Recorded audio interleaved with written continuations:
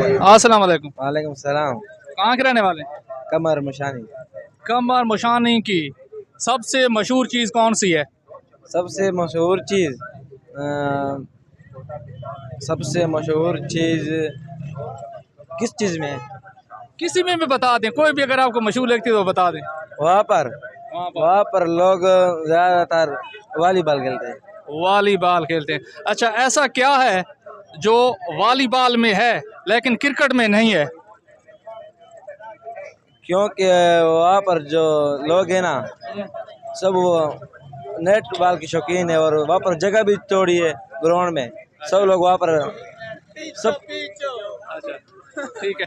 अच्छा, तो को अगर क्रिकेट मौका मिले, क्रिकेट वञो ना, तो क्रिकेट में तुम बैट्समैन बनते हो या बॉलर या फील्डर? मैं बैट्समैन। बैट्समैन। तो को केरा बैट्समैन क्रिकेट पाकिस्तान टीम में पसंद है? रिजवान। रिजवान। मोहम्मद रिजवान। मोहम्मद रिजवान क्यों ज्यादा पसंद है? क्योंकि वो इस्लाम से बहुत प्यार करते हैं। इस्लाम से तबलीगी भाई है। तबलीगी बैग। ठीक है नाज़रीन।